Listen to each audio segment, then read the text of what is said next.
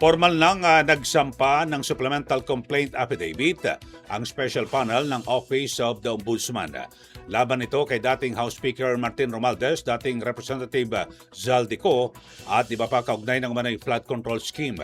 Batay sa reklamo, isang malawakang sabwatan na nagkalap umano ng 56 billion pesos na ill-gotten wealth mula 2022 hanggang 2025. Kasama sa mga kasong inihag ang plunder, bribery, paglabag sa anti-graft law at money laundering.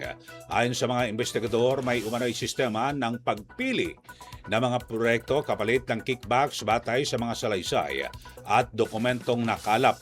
Samantala, hinihintay pa ang pahayag ng mga respondents kaugnay ng mga paratang.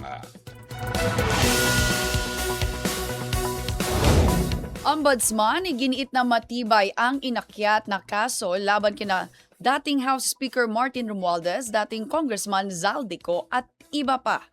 Umaabante sa balita si Abante reporter John Riz Calata. Iginiit ng Office of the Ombudsman na matibay ang kanilang kasong iniangat sa preliminary investigation stage laban kay dating House Speaker Martin Romualdez, dating Congressman Zaldico at iba pa. Ayon kay Assistant Ombudsman Miko Clavano, tatayo pa rin ang mga impormasyong isinumite ng Ombudsman investigators kahit na bumaligtad pa ang Maleta Boys. Sinabi ni Clavano na dahil sa mga testigo ng 8 Maleta Boys, mas marami pa silang nakuhang ebidensya na sumusuporta sa mga sinabi ng mga ito. Kinikilala rin ng Ombudsman na mahalaga ang testimonya ng Maleta Boys dahil ang mga ito umano ang nakasaksi mismo sa deliveries ng milyon-milyong pera at nagpasimula ng investigasyon. Kumpiyansa ang anti-graft body sa kasong iniakyat nila sa preliminary stage. John Riz Calata, Abante.